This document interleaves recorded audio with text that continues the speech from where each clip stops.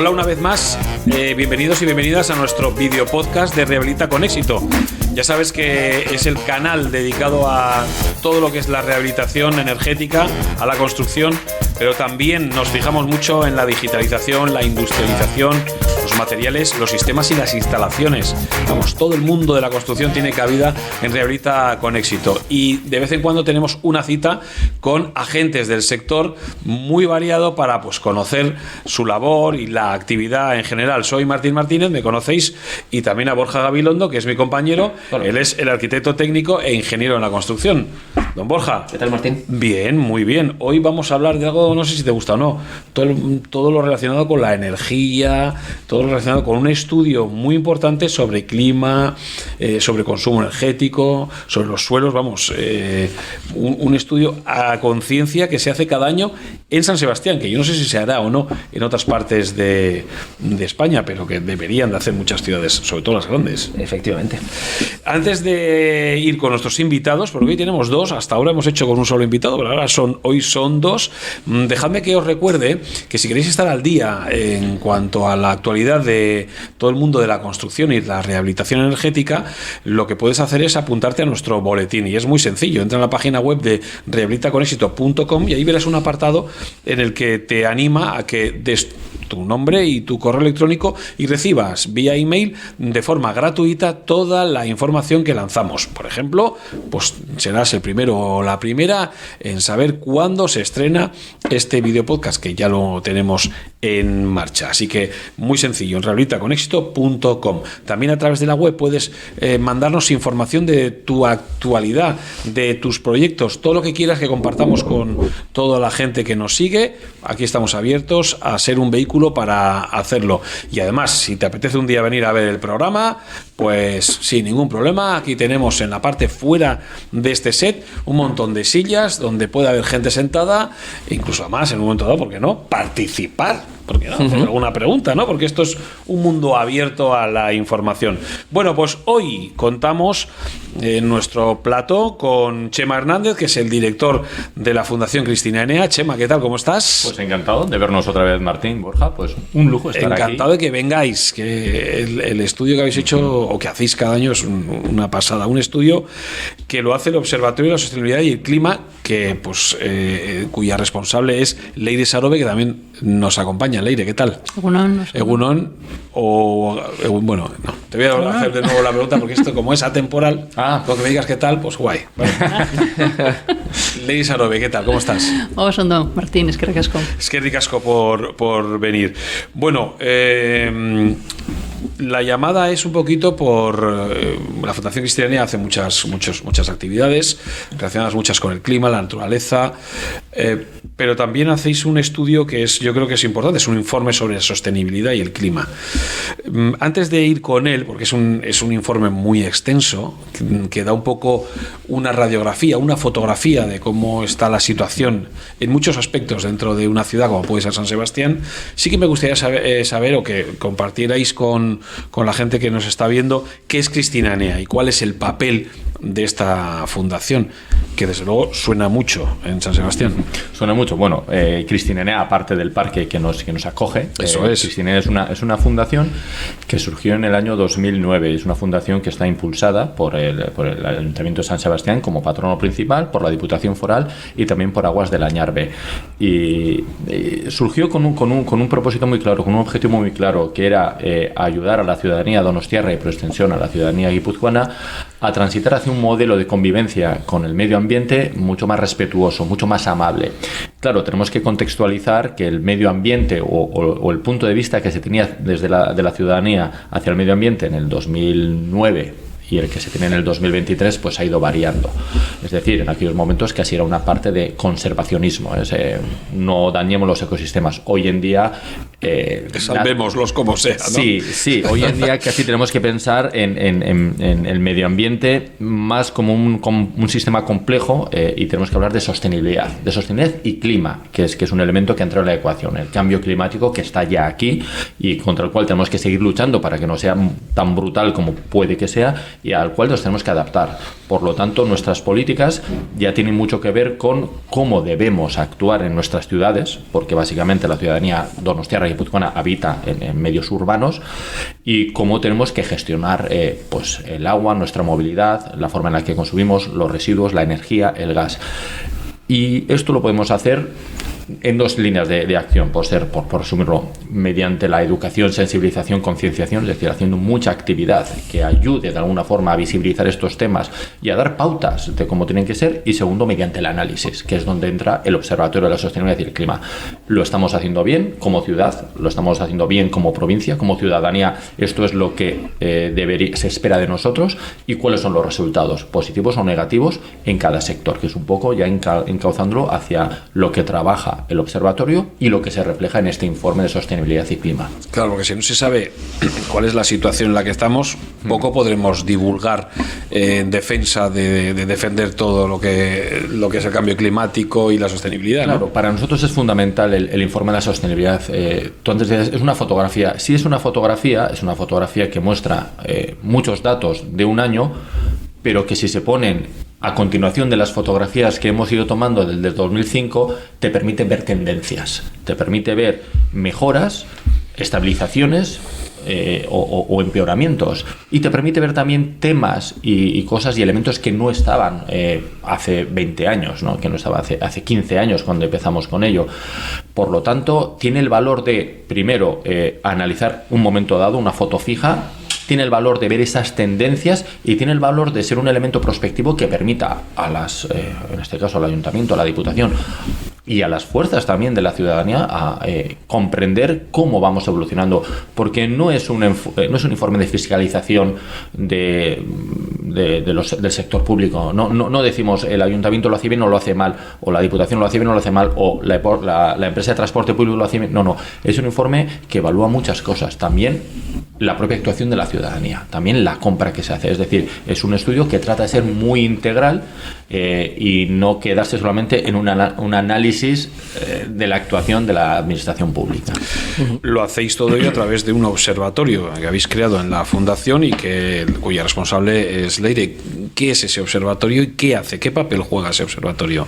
El observatorio al final es una herramienta que tiene la Fundación Cristina Enea, que, como decía Chema, trata de recopilar información, analizar esa información y hacer una devolución de esa información a los diferentes públicos que tenemos en Donosti, ¿no? Por una parte tenemos a la ciudadanía, esa devolución la hacemos, por ejemplo, en forma de conferencias o de seminarios, ¿no? Dirigidas a un público en general, y también tenemos otra parte de Donosti, que es ya el cuerpo técnico, por ejemplo, de las distintas administraciones que están presentes en la ciudad, ¿no? Desde una administración local a una administración supramunicipal. Entonces, la devolución, en este caso, de la información que recopilamos sobre el estado de la ciudad y que analizamos, la devolvemos de distinta forma, por ejemplo, a través de este informe que presentamos cada año, o a través de talleres que hacemos o jornadas técnicas que hacemos para técnicos municipales, ¿no? En este caso para el cuerpo técnico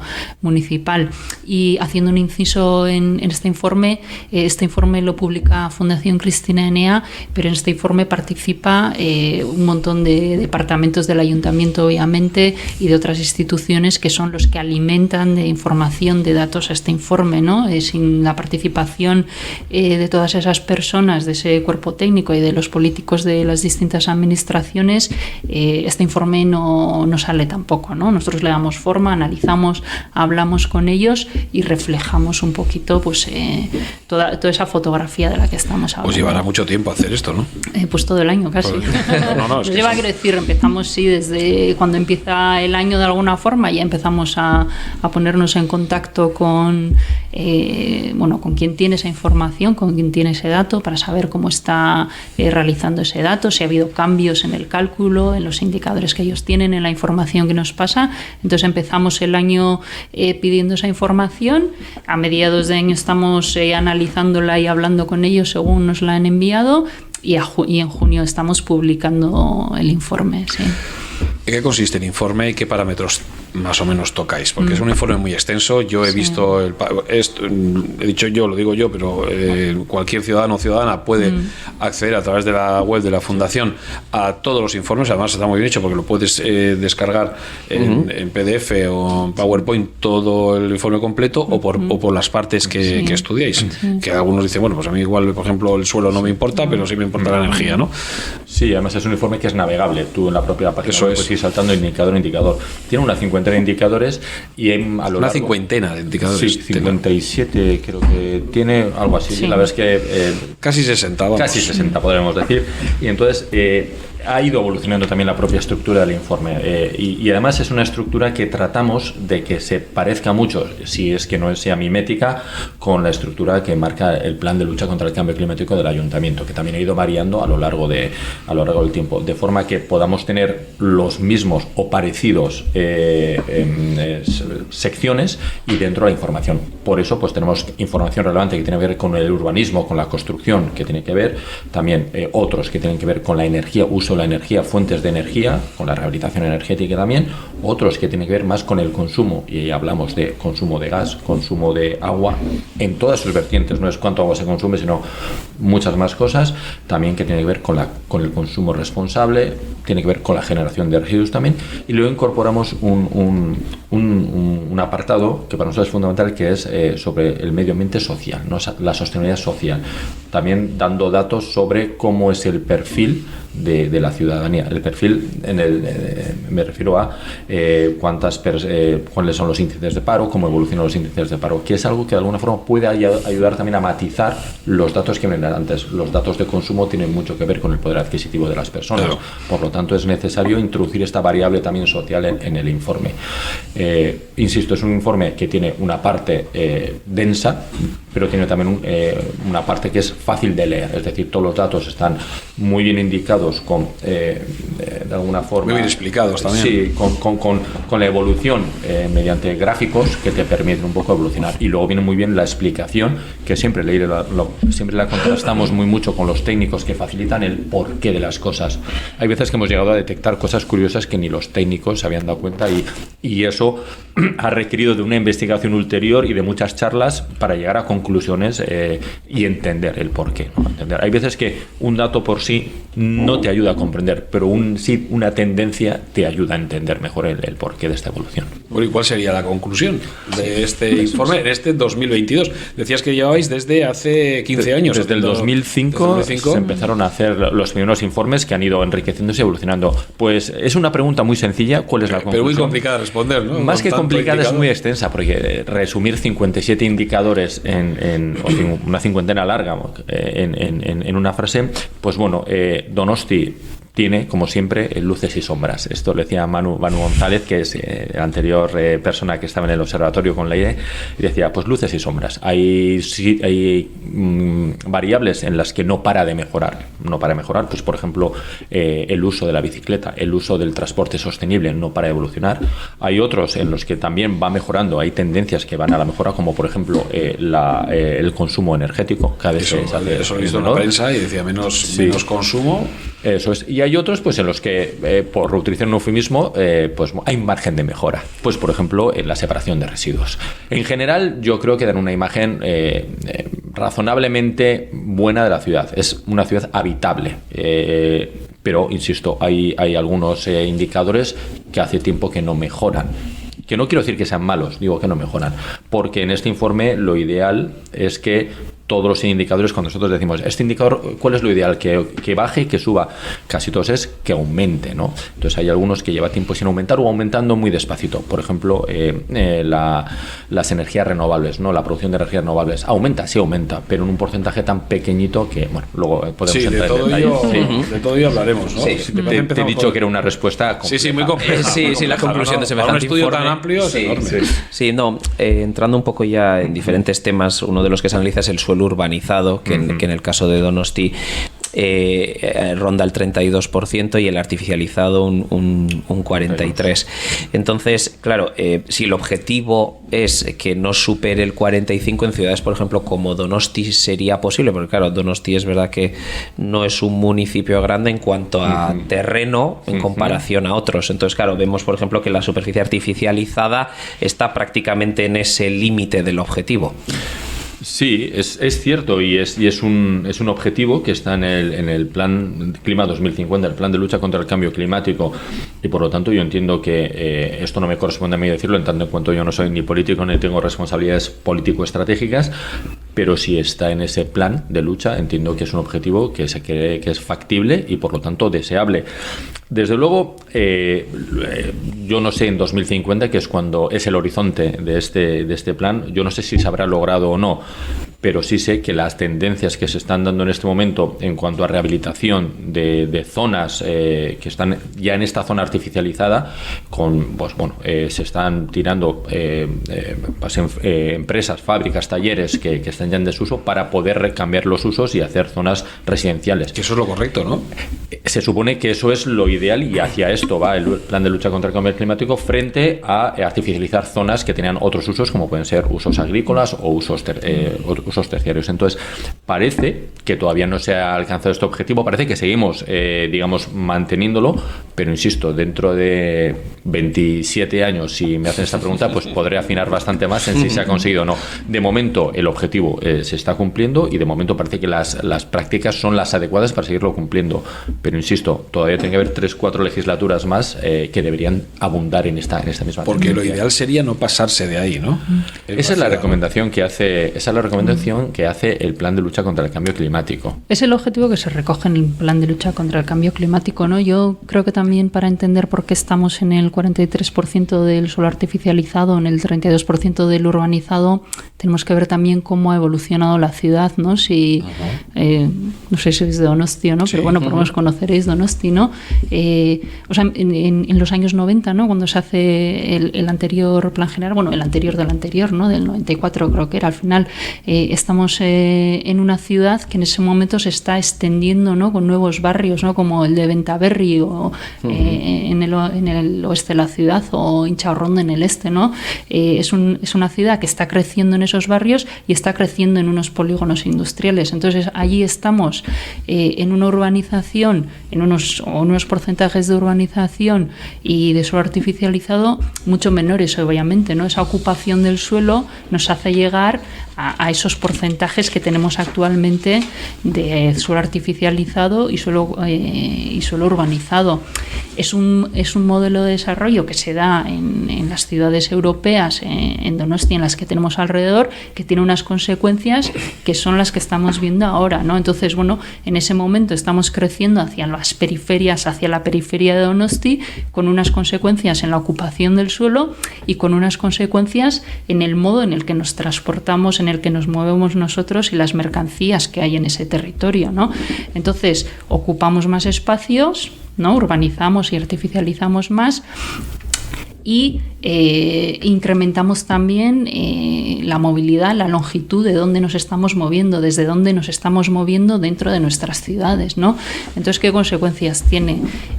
Pues el modelo o la ciudad que tenemos ahora mismo, pero ahora mismo también estamos repensando la ciudad, ¿no? Y como está diciendo Chema, la estamos repensando con otros factores que han entrado en juego y que conocemos y que sabemos el impacto que tienen estas decisiones. Entonces, tenemos que ir hacia ciudades más compactas en los que los desplazamientos que hagamos sean más cortos, obviamente, no en el desde fuera. Los desplazamientos internos en Donosti, los desplazamientos andando en bicicleta alcanzan el 50% de los desplazamientos internos de la ciudad. Es una buena cifra. Es una buena cifra. Claro, cuando estamos hablando del centro de la ciudad, ¿no? De las zonas llanas, de las zonas ya muy edificadas y consolidadas, el centro, Amara, Gros, allí sabemos cómo nos movemos andando, nos movemos en bicicleta y la ciudad se ha ido desarrollando y se han hecho políticas también en ese sentido, se han peatonalizado zonas, se han hecho bidegorris, ¿no? Partimos también en los años 2000 de 14 kilómetros de bidegorris a los 86 que tenemos ahora, ¿no? Entonces, así es como se ha ido desarrollando en la ciudad, así es como hemos ido viviendo y moviéndonos en esa ciudad. ¿El bidegorri que se considera suelo artificializado? Está dentro, sí, un suelo artificializado es un suelo, digamos, sellado de alguna forma, ¿no? Que tiene el cemento, para que nos entendamos más o menos. Si me escucha un urbanista, un geógrafo, un ingeniero, me pega, ¿no? Pero, o sea, en términos que nos podamos entender, allí donde vemos cemento de alguna forma, eso está artificializado y eso se considera como que no es reversible de alguna forma, ¿no? Allí ya no puedes volver a tener... ¿El ayuntamiento no planifica desartificializar algunas zonas? Eso es un tema muy complejo al final, ¿no? O sea, hay que decir, una vez que has actuado en una zona, que has usado un suelo para una cosa, pues es difícil volver atrás y para otra zona. Eso es lo que estaba comentando Chema, de zonas que se han utilizado para un uso industrial o un uso de servicios, pues pueden volver a utilizarse para un uso residencial, por ejemplo, ¿no? Una vez que lo has adecuado a los nuevos usos. Entonces, en temas de cambio climático, por ejemplo, el cambio del uso del suelo es un factor muy importante, de un impacto muy, muy importante en la emisión de gases de efecto invernadero, ¿sí? Cuando estuvo Rufino Hernández aquí en el programa, él hablaba un poco de lo que es la urbanización, el entorno, lo importante, lo que estamos hablando, lo importante de la ciudad de los 15 minutos. Sí, eso es. Bueno, desde la fundación igual no está en el estudio, que supongo que no, pero Donosti es una ciudad que cuenta con zonas verdes, se puede decir, es en cantidad suficiente como para considerarla una ciudad con nivel de vida. Sí, esta es una pregunta que se hace muchas veces. De hecho, se suele mencionar siempre la recomendación de la Organización Mundial de la Salud de que tiene que haber determinadas hectáreas a menos de determinados minutos de la zona. Sí es cierto que hemos intentado a veces buscar y hacer alguna suerte de mapa interactivo, de hecho con el Departamento de Movilidad y con el informe de Observatorio de Datos del Ayuntamiento, de ver un poco cuáles son las distancias mínimas y máximas que hay desde cada zona urbana, desde cada zona habitada a, pues en este caso también a estaciones de transporte público o a paradas de transporte público, a centros educativos, etcétera, y también lo hemos intentado hacer a zonas verdes, entendiendo zonas verdes como son lugares necesarios para la habitabilidad de las ciudades. Incluso en un futuro, desafortunadamente no demasiado lejano, como refugios climáticos. También estas zonas verdes deberían actuar. Y San Sebastián no sale mal parada. No sé exactamente cuál es el dato que tiene, pero tiene datos que de alguna forma hacen... Obviamente no está homogéneamente distribuidas las zonas verdes por la ciudad. Obviamente en la parte vieja, en el centro, hay muchísimas menos zonas verdes que puede haber en los barrios periféricos. Bueno, pero de la parte vieja puedes saltar a Urgul. Tengo que decir que tampoco... Puedes subir a Urgul. Sí, puedes subir a Urgul. Y tiene mucho que ver también con los desniveles. En este ensayo, claro, en este ensayo de estudio que hemos intentado hacer, o por lo menos de comprender, no solamente es la distancia en plano topográfico, sino también la distancia en elevación. Entonces es importante. Urgul está cerca, pero Urgul tiene unas rampas importantes que para determinadas personas, y vuelve a entrar la componente social, pues hace que sean lugares no propicios como mínimo para ellos. Lo que pasa con Eulía, con Igueldo, claro, tenemos una naturaleza muy al lado, pero claro, poco accesible. Por eso sí que tenemos zonas verdes, yo creo suficientemente cerca. Hay una red de parques muy grandes y además se intenta interconectarlos, pero no están ni homogéneamente repartidos en todo el tejido urbano o urbanizado, ni tampoco tiene las condiciones de accesibilidad necesarias en todas partes. Pero es algo que yo creo que desde la Concejalía de Parques y Jardines son muy conscientes de ello y siguen haciendo, ¿no? Sí, de hecho se han hecho guías de rutas. Sí. O sea, es decir, que yo creo que hay muchos donostiarras que no conocemos la cantidad de parques que tenemos, ni las posibilidades que ofertan. Hay un libro delicioso. Hablamos de Cristinanea, porque estáis vosotros mucho, pero hablamos mucho de Cristinanea, pero un poco de... No lo conoce. Es decir, del libro que has hablado es de Cristinanea también. Por eso. De la ruta. Sí, porque lo hacéis vosotros. Un libro sobre los parques y zonas verdes de la ciudad, imitando, sí. Porque muchas veces, yo creo que ha habido un renacer a la cultura del parque de la zona verde tras la pandemia. La pandemia trajo muchas cosas horribles, pero una de ellas fue que cuando salimos nos dimos cuenta que había una naturaleza muy próxima que ignorábamos y que pasábamos a través de sin demasiada atención. y ahí fue un momento de ponerla en valor. Yo creo que sí que hubo un breakthrough, que se hizo un cambio importante en el pensamiento de la ciudadanía. Dejando un poco, yo creo que de lado el tema del suelo, otro de los temas que analizáis es el tema de la energía, y uno de los temas que nos llamaba la atención a Martín y a mí es el tema del consumo de la electricidad y el gas, que los dos se han visto reducidos respectivamente, el eléctrico un 2% y el gas un 19%. Y queríamos un poco preguntaros cuál creéis que es la causa, si es que nos hemos vuelto más ahorradores, el propio cambio climático y las condiciones, el hecho de también ciertas intervenciones en rehabilitaciones de edificios, cambio de ventanas, instalaciones. Entiendo que todo ayuda, ¿no? Sí, yo los datos o los informes que ponemos sobre electricidad, por ejemplo, ahí ya hemos hablado de una cantidad de indicadores que tenemos, ¿no? Algunos son más sensibles al cambio anual y otros menos, ¿no? Entonces, hay que leerlos no solo lo que ha pasado el último año, sino también hay que ver qué viene pasando desde el 2000, que tenemos datos de algunos indicadores.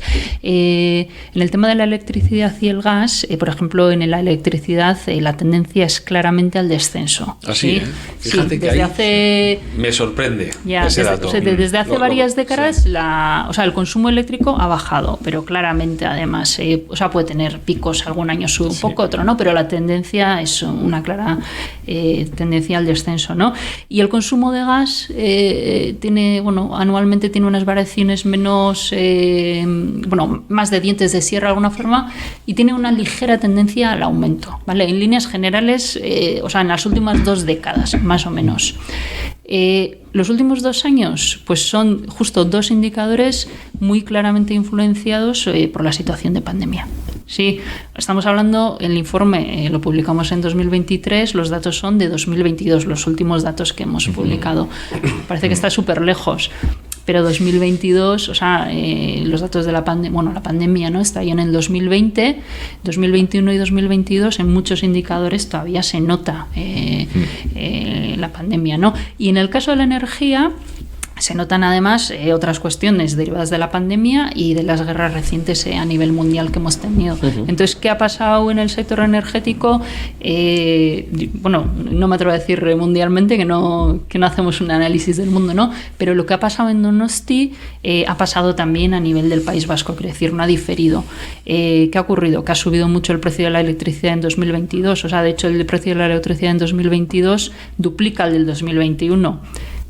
Ha bajado, obviamente. Cuanto más caro sea, más ahorraremos, casi seguro. 2022, ¿sí? La electricidad, en este caso, muy condicionada por el precio. Y en el caso del gas, el gas está siempre muy condicionado por el clima que está haciendo, por la meteorología. ¿Qué son los últimos años? Mucho más cálidos que los anteriores. 2022 hasta el momento en Euskadi ha sido el más cálido que hemos tenido.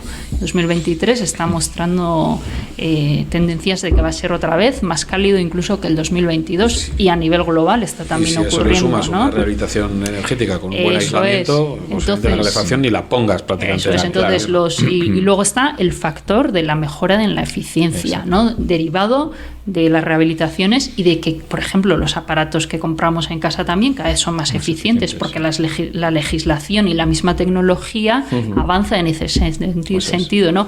¿Qué porcentaje de ahorro supone cada cosa? No lo sé. No llegamos a ese detalle. Obviamente, una parte es el ahorro energético, ¿no? Derivado de las tecnologías, de las nuevas tecnologías y de la mejora de la eficiencia. Habrá una parte, yo creo claramente también, del ahorro de la ciudadanía, que también es consciente de que tiene que ahorrar en energía, y habrá una parte achacable a la climatología que tenemos, ¿no? Tiene que ver, eso es básicamente sensibilización, yo creo que es importante, no sé hasta qué punto. Ahorro energético, el euro manda, y si está más cara la energía, restos que quedan de la pandemia, es decir, muchas empresas todavía a medio gas, básicamente, y con lo cual pues no hace falta tanta energía. Y tercero, el cambio climático. Años cálidos indican menos calefacción significa menos energía que se gasta, sobre todo de gas, pero también energética. ¿Qué porcentaje de estos 4 elementos? Pues eso ya es bastante más difícil de entrar en la mente de las personas. Claro, cuando habláis del 2%, habláis en conjunto, del consumo tanto de empresas como de viviendas, sí. ¿no? Pero también tenéis un apartado de vivienda, me parece, ¿no? Y ahí también... un apartado en industria, porque realmente es mayor el porcentaje, ¿no? La reducción en industria. O sea, la reducción de gas en 2022, el mayor porcentaje es achacable a la industria, claramente, en este caso, y eso tiene que ver con la actividad económica del sector industrial que tenemos en Donosti. No es el sector que más consumo tiene, pero sí es el que, bueno, por el gran bajón que ha tenido, pues ha tenido mucha incidencia o ha tenido mucho reflejo en eso. Los sectores que más de mayor consumo eléctrico y de gas son el sector servicios. Donosti es una ciudad de servicios, ¿no? Y obviamente el residencial o doméstico. ¿Y en el doméstico también hemos ahorrado energía? En el eléctrico ha bajado el consumo doméstico. También ha bajado doméstico e industria. Que me sorprende lo del doméstico porque estamos todo el día enchufados con los móviles cargando la tele. Mira, yo diría que también ha habido un trasvase. Lo mismo ha ocurrido, o sea, esto igual es un poco más intuición más que una constatación, pero también se ha podido ver un poco en el agua. En la pandemia estuvimos en casa un montón de tiempo y en el año 2020 hubo un incremento muy claro de los consumos domésticos. Subió el consumo eléctrico en el servicio, en el sector de residencial, y bajó en el servicios, obviamente. No bajó tanto, es verdad que no bajó tanto como subió el doméstico, pues porque al final las cosas tienen que seguir enchufadas en las tiendas y en las empresas, ¿no? Aunque tú no estés, siempre hay un mínimo. En el consumo de agua, por ejemplo, ocurrió exactamente lo mismo. Subió un montón el consumo doméstico y bajó un montón el consumo en los servicios. Y entonces ahora, o sea, en 2022 estamos hablando de los datos, no están lejos, pues algunas cosas se mantienen y otras cosas han vuelto a lo de antes, entre comillas. Entonces yo creo que en el sector, en la energía, igual estamos menos tiempo en casa también, y luego el clima y no sé qué, y ha bajado en el doméstico y ha subido en el de servicios. Pero proporcionalmente, más o menos. Sí, entonces, bueno, se dan unos trasvases un poquito ahí de dónde consumimos la energía. Al final somos los mismos ciudadanos en distintos espacios de nuestra vida. ¿No creéis igual también que la producción de energías renovables ha podido influir en los últimos años también a ese descenso progresivo? Este es el consumo, quiero decir. O sea, es el consumo analizando independientemente del origen de la energía. Eso es el consumo eléctrico, bueno, de energía que hay en la ciudad. Sí, porque al final del informe vemos que realmente en Donosti solo quedaría cubierto el 4,6 de energías renovables, que nos ha llamado mucho la atención del total de la energía que se consume. Es cierto, Donosti a día de hoy produce muy poca energía de fuentes renovables. Básicamente, y además el máximo tiene que ver con la biomasa, pues pellets. Con los 2 district heating o 3-4 que hay, ¿no? Sí, en Donosti tuvo en su momento vinculado a la parte proporcional al vertedero de San Marcos, donde pues había una serie de residuos acumulados que generaban biogás, y ese biogás se turbinaba y por lo tanto se producía energía.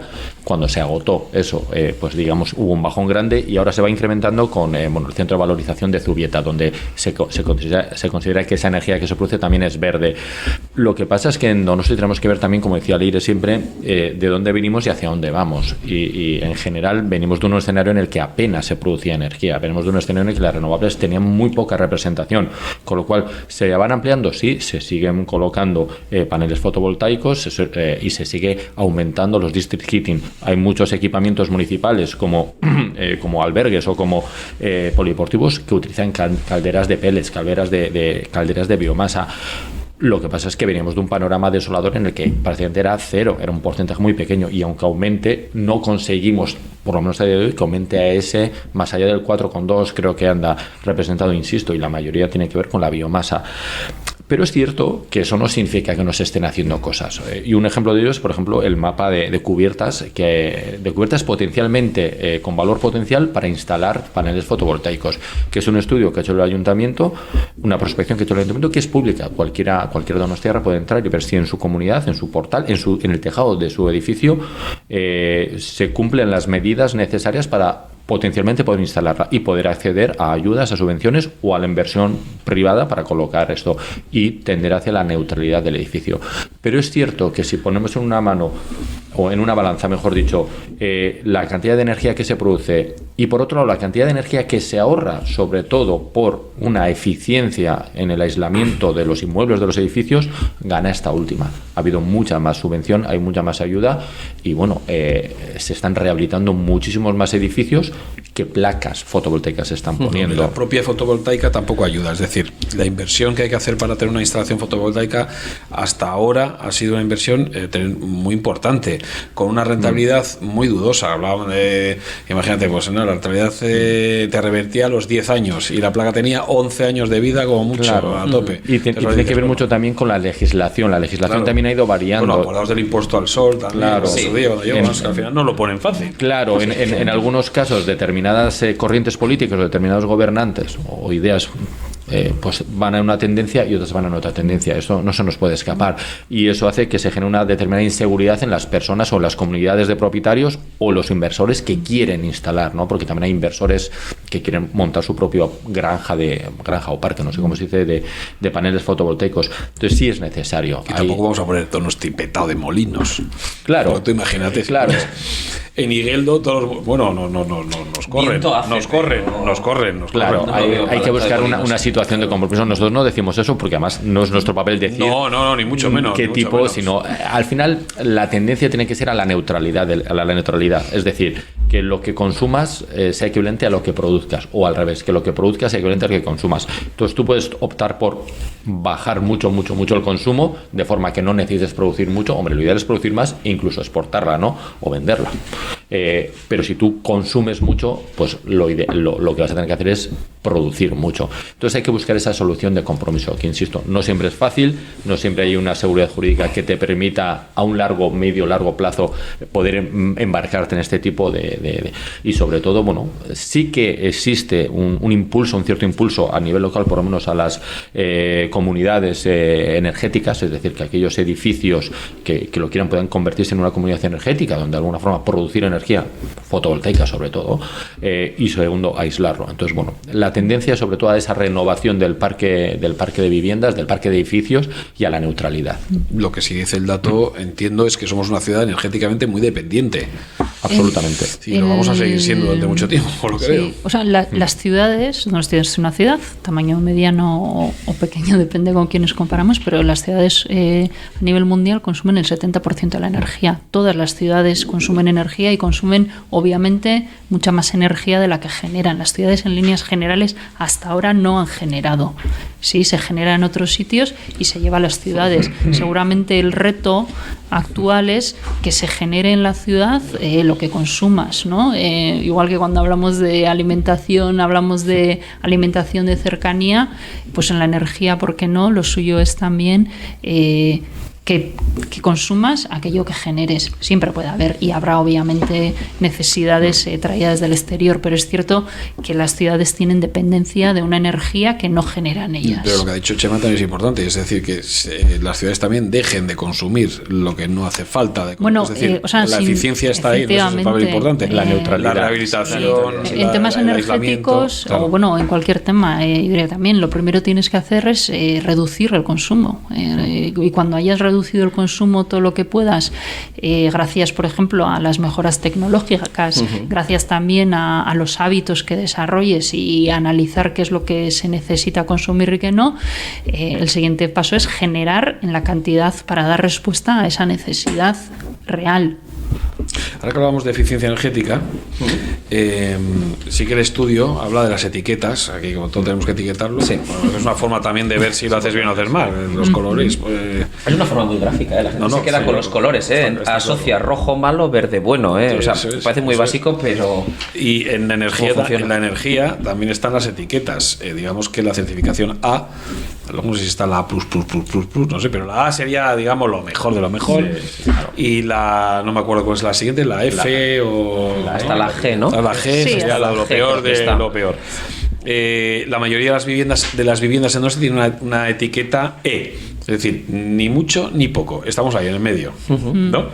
Solo un 1% tiene certificación A. estamos trabajando en la eficiencia energética, estamos rehabilitando edificios, pero bueno, cuesta subir de etiqueta a etiqueta, por lo que veo. Bueno, decía Borja rojo, negro, ¿no? Pero bueno, yo no en lo las pondría etiquetas rojo, ¿no? hay una graduación, ¿no? Claro. Entonces, A es el top, es verdad, y es un 1%.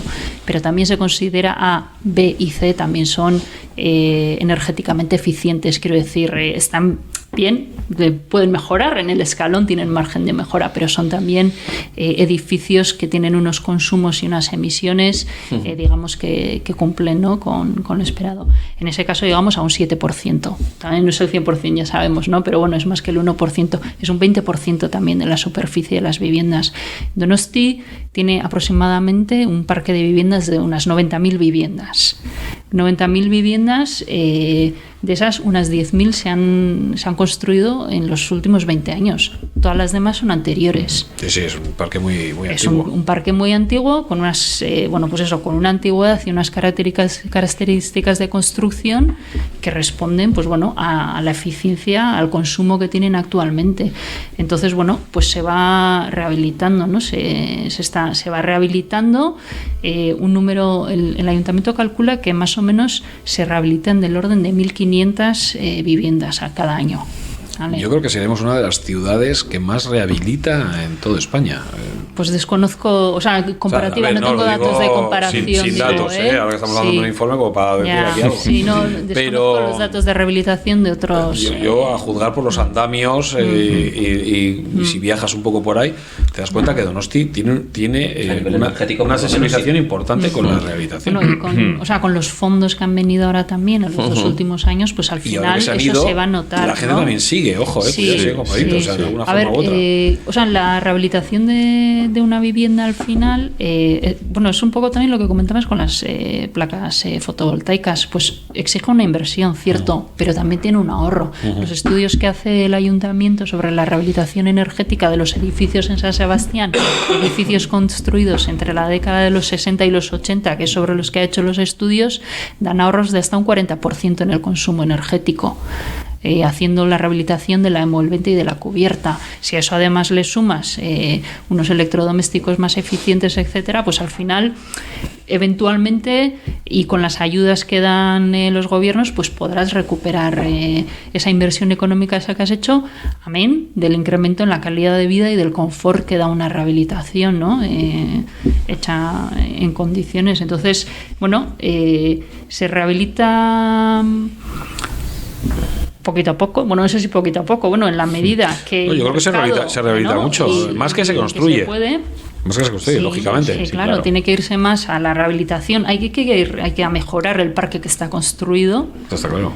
Y buscar acomodo sostenible a las nuevas demandas de actividades residenciales o económicas que haya en la ciudad. Pero de lo construido, claro, tenemos que mejorar la calidad de lo que tenemos. Hombre, sí se ve un poco por las licencias, ¿no? Que los porcentajes, viendo aquí los datos de rehabilitaciones de fachada cubiertas o de intervenciones puntuales, sí que se ve que hay una tendencia a que las intervenciones sean más de eficiencia energética que hace, por ejemplo, 10 años. Sí. Claro, antes una intervención puntual de, no sé, picar, rasear y pintar era más habitual que ahora. Ahora es verdad que se hacen menos ese tipo de intervenciones. Sí, los datos que comentas son de la ordenanza que entra en vigor en 2021. ¿De acuerdo? Entonces son datos de 2 años de vigencia de la ordenanza. Entonces, claramente primero las obras mayores no les da tiempo un poquito, ¿no? Por la tramitación que piden y la ejecución de las obras. Todavía no hay datos suficientes de las obras de las licencias de obra mayor para conocer el impacto. La mayoría son obras de licencia menor, que son de cubierta o de envolvente, en este caso, en el caso de Donosti. Pero la ordenanza que se aprueba en 2021 tiene ordenanza precedente, que es la de 2009, que estuvo en vigor desde 2009 hasta 2021, 20 más o menos, hasta que se derogó con la anterior, que afectó a 21.000 viviendas. Bueno, que afectó, quiero decir, 21.000 viviendas tuvieron que cumplir con la ordenanza que en ese momento aprobó el Ayuntamiento de San Sebastián, que tenía unos requisitos más exigentes que la normativa vigente a nivel estatal. Afectó a 21.000 viviendas, que era el 24% del parque de Donosti. no está mal tampoco. Esta que lleva 2 años, bueno, hay que darle un poquito más de tiempo, ¿no? Los datos que están dando ahora y los cálculos que hacen en el Departamento de Medio Ambiente del Ayuntamiento de Donosti están mostrando un ahorro de un 23 en el consumo y en las emisiones, solo con las obras de menores, ¿sí? O sea que cuando tengamos más datos, cuando se vaya avanzando en las rehabilitaciones, yo creo que iremos viendo datos mucho más interesantes e impactantes. Dejando un poco igual de lado el tema de la energía, otro de los temas que se analiza también es la calidad del aire. ¿Cómo evaluáis la calidad del aire y un poco las recomendaciones de la OMS, de la Organización Mundial de la Salud? Bueno, nosotros no lo evaluamos. Lo que hacemos es solicitamos los datos al gobierno vasco, que es la que tiene la red de medición de calidad del aire. En el caso de San Sebastián hay 4 estaciones, 6 estaciones, y están puestas estratégico políticamente. ¿Qué significa esto? Que obviamente se colocan tratando de buscar toda la realidad de la ciudad. Hay un par de ellas que están colocadas en zonas con una alta densidad de tráfico, pues básicamente están en Ategorrieta y en la avenida Easo. Y en la calle Easo, avenida Tolosa, eso es. Luego hay otras que, por ejemplo, la de Puyo, que está en una zona que es un parque, donde ahí si la calidad del aire fuera mala, pues nos echaríamos las manos a la cabeza, ¿no? Si en mitad de un parque y en una zona elevada. En general, los datos que dan son datos buenos de calidad del aire. Son datos buenos que no arrojan, en general, no arrojan demasiados días de mala calidad del aire. Se analizan diferentes vectores, se analizan desde partículas hasta también metales pesados, y también se analizan gases, ¿no? Es decir, con todo ello se hace una configuración. Yo siempre digo que en San Sebastián tenemos mucha suerte con la calidad del aire, pero es mentira. Es decir, las condiciones geográficas y también de climatología de San Sebastián hace que la calidad del aire sea mucho mejor de la que nos correspondería. ¿Por qué? Porque San Sebastián es una ciudad costera que está batida por vientos del oeste, pues día sí y día también, que hace que todas aquellas masas de aire, digamos, de mala calidad, pues sean barridas constantemente y sean dispersadas hacia el este. En general, hay otros municipios que les ocurre todo lo contrario, que tienen muy mala suerte. Pues, por ejemplo, municipios, Eibar, que está en un valle, o Beasain, que está en un valle muy encerrado, donde el régimen de vientos hace que toda la polución o todo el aire de mala calidad de todos los municipios acaben ahí, se queden concentrados, ¿no? O Madrid, con esa realidad que tienen.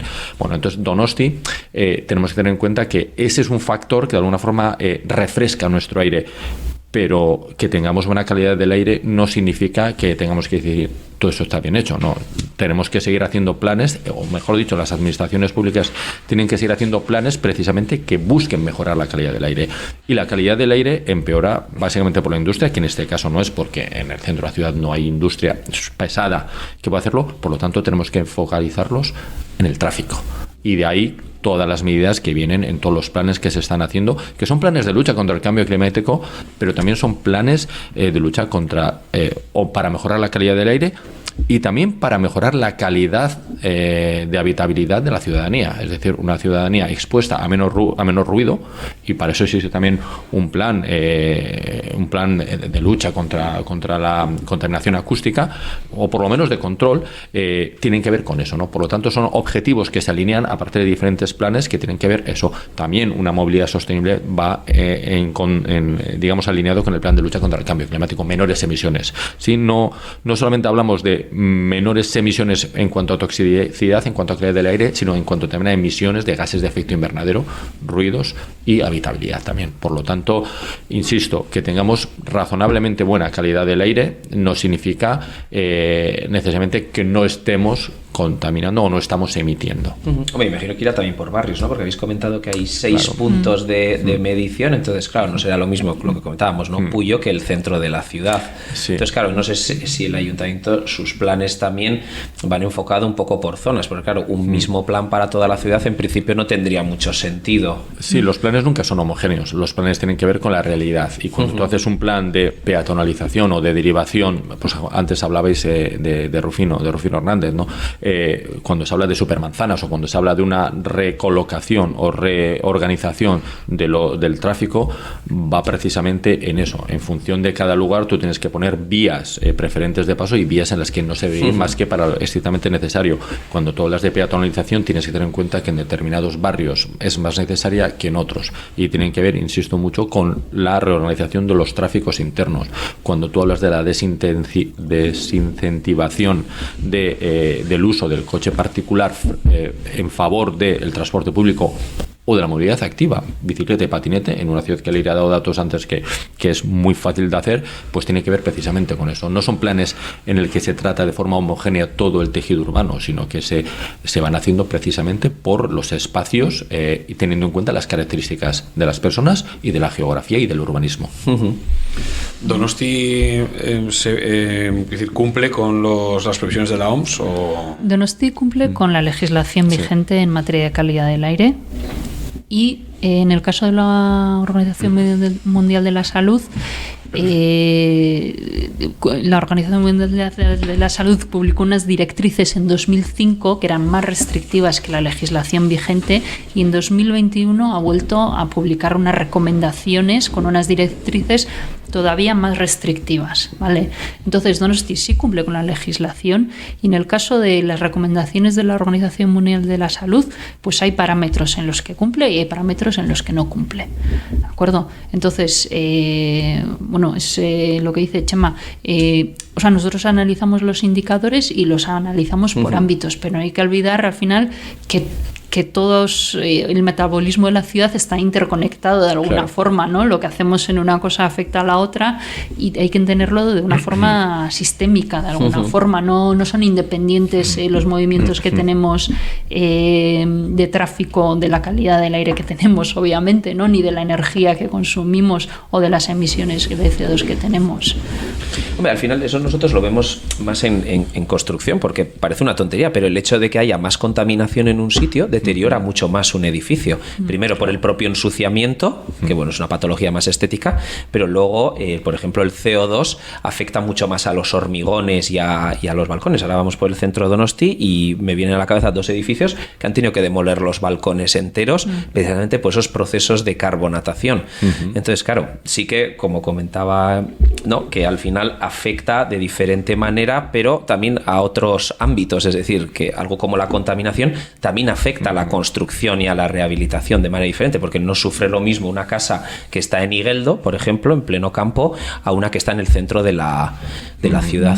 Entonces eso sí que lo vemos nosotros también en el día a día. Sí, al final la orografía del municipio, la disposición de las calles, la anchura de las mismas, la altura de los edificios, todo tiene su incidencia en la calidad del aire y en los efectos que tienen las partículas contaminantes. Por eso se habla de metabolismo de la ciudad. No puedes hacer una foto fija y estática, todo está interrelacionado, todo va a tener un efecto positivo, negativo, pero no neutro en el resto. Se habla de ese metabolismo urbano, que es una palabra que yo creo que recoge muy bien una ciudad viva, palpitante, no solamente por las personas, sino por todo lo que ocurre.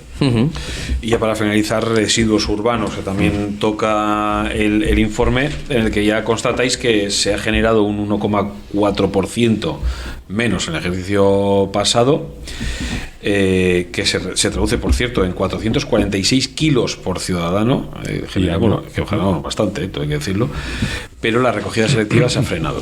Sí, el descenso, en cuanto al descenso de producción de residuos, bueno, podríamos decir, podría aumentar más o no, pero bueno, en general, siempre que siga descendiendo, entendemos que es interesante. Desciende por muchos factores, podríamos entrar a analizarlos, si es porque envoltorios, porque hay un menor consumo, ahí sí, hay por más cosas. Una labor importante, ¿no? La gente está muy concienciada con el tema de los envoltorios, por ejemplo. Los plásticos también, cambió toda la normativa, que son platos de plástico, vasos, tal, eso también ha cambiado. Entonces están ocurriendo muchos movimientos que hacen, pero sí que donde no acaba de descender, o no acaba de aumentar, mejor dicho, es en la selección de de residuos. que también algunos se desharán de ellos. Sí, en la selección de residuos para el reciclaje. Es decir, no reciclamos. Si miramos a nuestro alrededor con el resto de vecinos de Guipúzcoa, estamos muy por debajo de las tasas de separación para reciclaje que hay en el resto de municipios. Sí es algo importante, sí es algo relevante. Es cierto que los residuos aportan poco a las emisiones de gases de efecto invernadero, al cambio climático, a los gases de cambio climático. Pero es importante seguir avanzando en esta reducción de residuos que van al rechazo, ¿no? Y aumentar, por lo tanto, las tasas, los ratios. 40 es muy poco comparativamente, insisto, siempre es importante con quién te comparas. Si te comparas con determinados municipios que tienen el 0, pues estamos casi por la mitad. Pero si nos comparamos con nuestros vecinos que están inmediatamente alrededor, estamos bastante por detrás. Anda por el 70, 70 y pico, en algunos municipios rondan el 80, que es casi, podríamos decir, todo lo que es reciclable se recicla. No todo, no el 100%. A día de hoy es reciclable, ¿no? Pero digamos que ahí sí que hay, antes decía el eufemismo, hay margen de mejora. Claro. Yo creo que me imagino que tendrá que ver también el turismo, ¿no? Porque claro, no es lo mismo las poblaciones de alrededor de Donosti que Donosti. Al final el hecho del turismo, más hoteles, más pisos turísticos, no más hostelería. claro. Lo que porque si no, ¿cuáles son las causas? Sobre todo es el biorresiduo. El biorresiduo es lo que mayor hace que se incremente las tasas de reciclaje. En papel, si desglosamos, y Leire tiene los datos a mano, supongo, si desglosamos realmente de las materias que se reciclan, cuáles son las que aportan más a este sistema de reciclaje, la que nos aporta en San Sebastián, en Donosti, en la ciudad, es el biorresiduo, comparativamente con otros. Mientras que en papel, en vidrio, tenemos ratios elevados, importantes, incluso de colocarnos medallas, y miramos sobre todo a otros municipios del Estado, de España, en el biorresiduo, comparativamente, insisto, con municipios de Guipúzcoa, se recoge muy poco en San Sebastián. Y eso es lo que puede hacer que se decante, que aumente de un salto importante la cantidad de residuos que se separan. ¿Y cuál puede ser la causa? Bueno, ¿o cuáles se barajan que pueden ser las causas? Bueno, pues que el sistema de recogida de San Sebastián es voluntario, por ejemplo, de recogida de materia orgánica frente a otros municipios en los que tienen contenedor sistemas. El contenedor marrón, el uso del contenedor marrón en San Sebastián, y ya no entro, todos sabemos de cómo ha sido la trayectoria, el porqué en otros municipios y no en San Sebastián. El uso del contenedor marrón en San Sebastián es muy inferior con respecto a otros municipios. Hay algunos que siguen teniendo el puerta a puerta o determinados sistemas de recogida, otros ya no lo tienen, o se han hecho más incentivación, o la razón que sea, ya son casi razones sociológicas, sí, o político-sociológicas, o sociopolíticas, mejor dicho.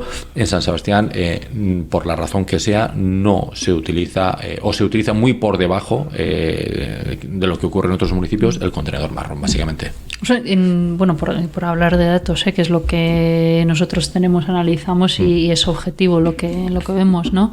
De lo que se recoge selectivamente, la mayor parte es papel, ¿de acuerdo? Un 30% aproximadamente es papel, que curiosamente también ha disminuido en los últimos años de la pandemia, ¿no? Entiendo que la actividad económica, por ejemplo, también ha tenido, también, ¿no? Va entrando, ¿no? Va cambiando al final. Mucho menos que antes. Sí. Hombre, mira, de los cuatro soy el único que tiene las preguntas en la pantalla. La Yo sigo con el papel, yo sigo con el papel, pero bueno, se recoge también mucho vidrio en las casas y en la hostelería también, obviamente, ¿no? Cuando estamos hablando del término municipal. Envases también se recoge, y orgánicos el 15%, la materia orgánica es el 15% de lo que se recoge. Y sabemos por los datos que tiene el ayuntamiento que hay alrededor de 31.000 familias adheridas al sistema de recogida del orgánico, que son el 40% de la población. Que no ¿vale? está mal. No está mal, podría llegar, ¿no? Tampoco sabemos si ese papel reciclado es del 40% de la población o del 100% de la población, porque no tenemos la información. Pero en todas las fracciones seguramente hay margen de mejora, y seguramente también hay margen de mejora en la reducción de los residuos que generamos, y de entender los residuos no como algo que tenemos que deshacernos de ellos, sino intentar empezar a entender la economía circular y entender los residuos como una materia prima o como un producto que tiene que ser integrado otra vez en nuestro ciclo económico, pues para cumplir con la economía circular, para tener un menor impacto en la naturaleza, para consumir menos recursos, ¿no? Y ser más eficientes. En definitiva, un informe complejo para una situación también compleja como es la transición energética y climática. Ahí entiendo que el papel, vosotros venís un poco hablando mucho de la institución pública, pero también entiendo que una relación, una colaboración público-privada, e incluso también a ese triángulo le podemos sumar otro vértice que es la ciudadanía, la sociedad, una colaboración, entiendo que eso es estratégico también, ¿no? Que es importante. Es un pacto de convivencia, Yo antes en algún momento creo que lo he mencionado, no es un informe de fiscalización del ayuntamiento o de las instituciones, agencias de transporte, etcétera, etcétera.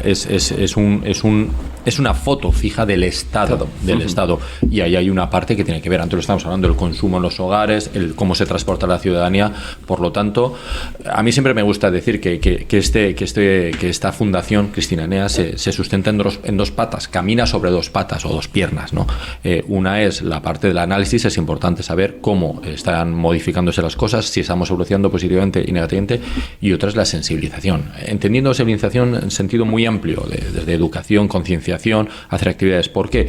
Porque esta va dirigida mucho a la ciudadanía, sin cargar las tintas y decir vosotros sois los responsables, sino entendiendo que son parte de este triángulo, ¿no? Este triángulo en el que está el sector público, las personas que viven y conviven en la ciudad y la parte privada. Y por lo tanto hay que buscar alianzas estratégicas y alianzas de uso para que en este camino común, siempre se ha dicho, la lucha contra el cambio climático no puede ser la lucha de los países, ni siquiera de las autonomías, es la lucha de los municipios, yo diría, es la lucha de las personas que viven en los municipios.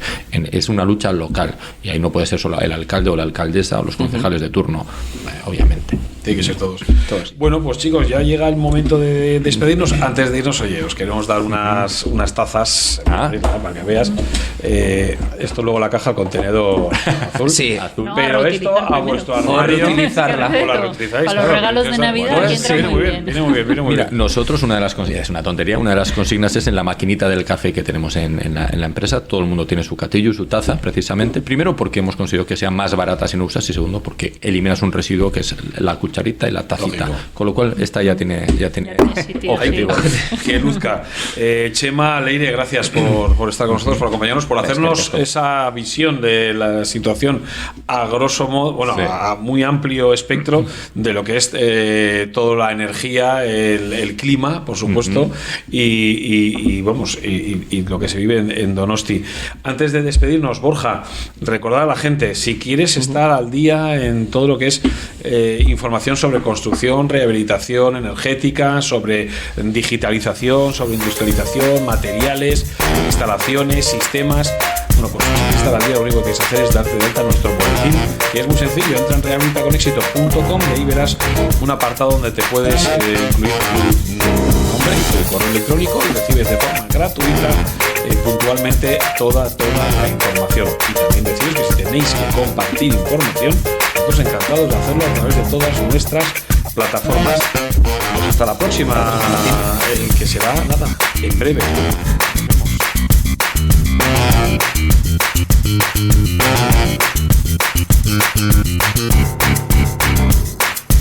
Nos vemos.